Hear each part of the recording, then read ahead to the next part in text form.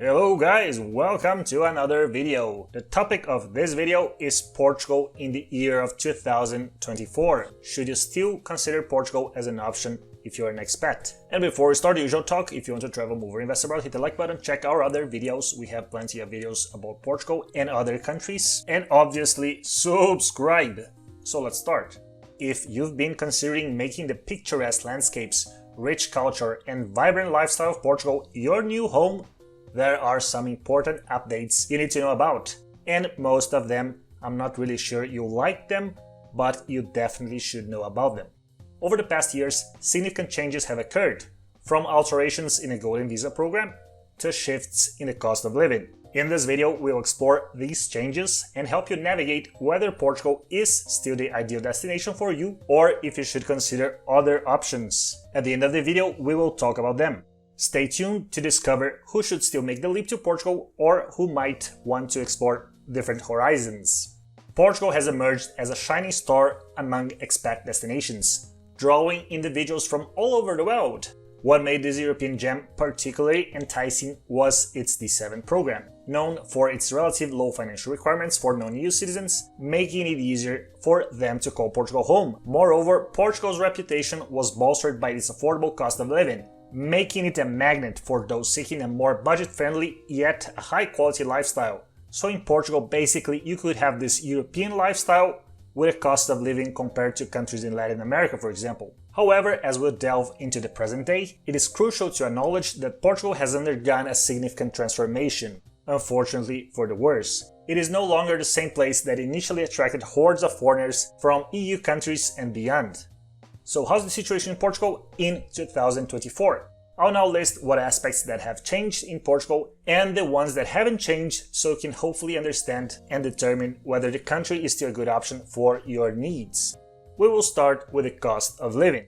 A mere decade ago, Portugal was celebrated for being an incredibly affordable country, outshining its European counterparts in terms of cost of living. If we would compare Portugal with France 10 years ago, we could have the same lifestyle in Portugal, paying maybe 3 times less for every aspect of cost of living than what you would pay in most parts of France. Back then, Portugal was a place where your money stretched further, allowing you to savor life's pleasures without breaking the bank. However, times have changed dramatically. In a not very surprising shift, Portugal became very popular, and rent prices in Lisbon, the capital for example, have soared to become among the highest not only in Europe but all over the world. In fact, they now rival rental costs in cities like Milan or Munich and are even comparable to the lofty prices of Paris, making a stark departure from Portugal of yesteryears. So if you're moving to Portugal to save money, something that was a clear good option 10 years ago, you should really reconsider your choices, unless you're not going to pay for rent or buy a property. Let's say if you can live at a friend's place or in your car most of the time, you can still save money by living in Portugal. Now we're going to talk about the second aspect, which is the NHR,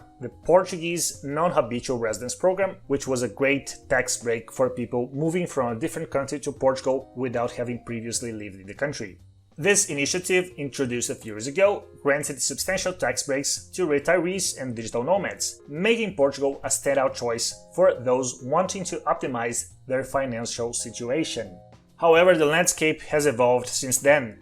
Same as the cost of living, things took a turn for the worse. As a matter of fact, when I was researching the recent changes on the NHR, I just came across several articles from October 2023, the date of recording of this video, that the NHR is actually going to end in 2024. The Portuguese government had made a lot of changes to the NHR recently, making it less and less attractive for digital nomads and expats moving to the country. So I was already kind of expecting that they would make it worse and worse until there would be no point in applying to this program at all. But the Portuguese government jumped the gun and decided to cancel it altogether. As of today, the program is still on since the government just announced its end. But we cannot count with this program if you're moving to Portugal in 2024 or after that. Now let's talk about the popular and controversial Golden Visa program in Portugal. The Golden Visa program in Portugal once stood as one of the most coveted in Europe, acclaimed for its accessibility, with relatively low financial requirements and lenient conditions for those seeking to secure citizenship after residing in the country for 6 years. it was an attractive proposition for investors and expatriates alike. So let's say if you were from California and you had just one house in California, you could sell your house in California, apply for the golden visa, get residency in Portugal, get a real estate in Portugal, and you'll still be left with some money to live maybe 5 years until you get the second citizenship in Portugal. Needless to say, it was a great deal. However, the landscape has undergone a remarkable transformation. Initially, the Portuguese government declared its intent to terminate the golden visa program, causing a stir in the international investment community. This happened in early 2023. Then the government went back and forth, and ultimately, while the program was not completely abolished, it was significantly tightened and restricted. This shift mirrors a broader trend happening across Europe, where numerous countries have either discontinued their golden visa programs or imposed stringent new regulations. Portugal's experience underscores the evolving nature of these programs, suggesting that such changes are not unique to Portugal but are a part of a larger trend reshaping the landscape of investment migration across the continent.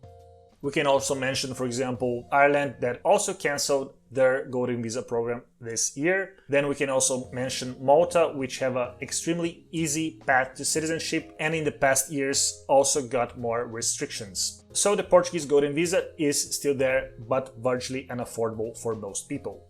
The next topic is citizenship. Amidst the changes in various aspects of Portugal's immigration and residency programs, one aspect that has remained consistent is the pathway to Portuguese citizenship. You can still apply for Portuguese citizenship after residing in the country for just 6 years. This relatively short time frame compared to many other nations continues to make Portugal an attractive option for those seeking to become full-fledged Portuguese and then European Union citizens. Additionally, Portugal embraces the concept of dual citizenship, allowing individuals to hold Portuguese citizenship alongside their original nationality, as long as their country of origin permits also dual citizenship as well. So for example, if you're from the US allows dual citizenship, you can move to Portugal, get Portuguese citizenship, and also keep your US citizenship. So those were the main aspects I wanted to bring in this video.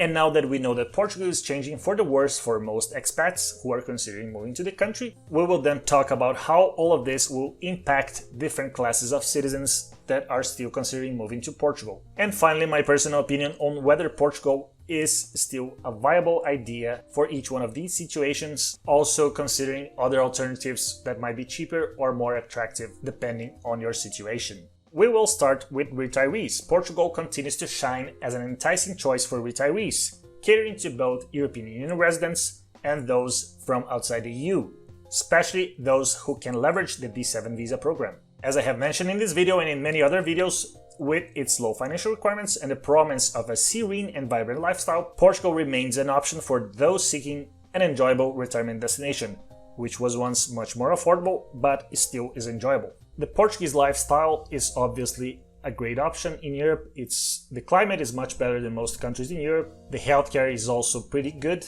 both private and public, especially if you're coming from the US or Latin America. So all in all, Portugal remains a great option for retirees. The only problem is that since properties are much more expensive, both for rent or buying, you may not have the choice to live in the most central area of Lisbon, and you might have to consider smaller towns for your retirement in Portugal.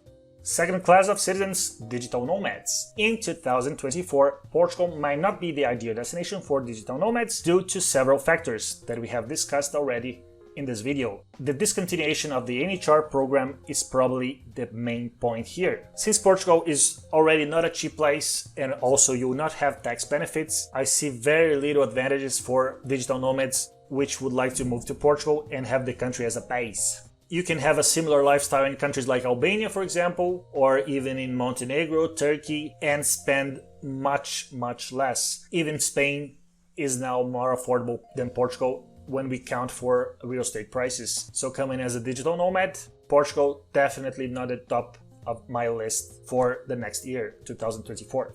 Next class of citizens, people looking for a second citizenship and EU passport. Portugal continues to shine as an attractive option in 2024 if you're looking for second citizenship and then obviously getting a European Union passport. As I have mentioned several times, you can come to Portugal, live 6 years in the country and apply for your Portuguese citizenship.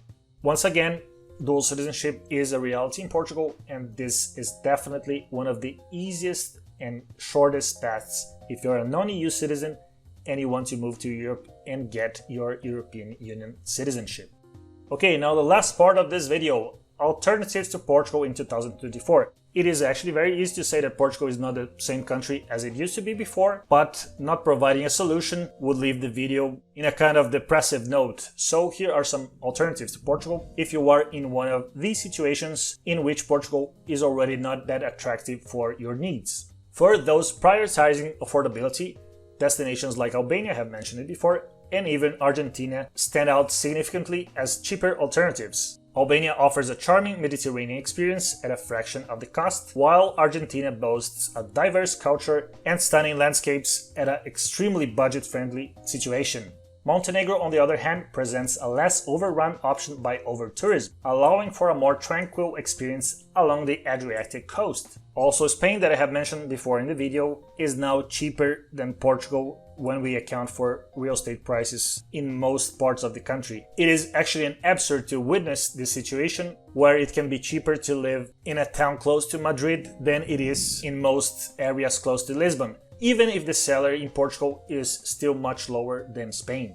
So that's it for today's video. What do you think about the situation in Portugal? Are you still considering moving to Portugal? Are you in Portugal and considering to change it for a different country? Write down in the comment section below. And if you are considering another option, write which country would you like to switch Portugal for. And that's it, another video is over. You can go and have a coffee or a tea or a beer. If this video was helpful, don't forget to hit the like button, check our other videos on Portugal, and hit that subscribe button that I so much beg you to do so. Also, if you're moving to Portugal or if you're considering moving out of Portugal, you can book a consultation call with me. The link is in the description below. See you next time.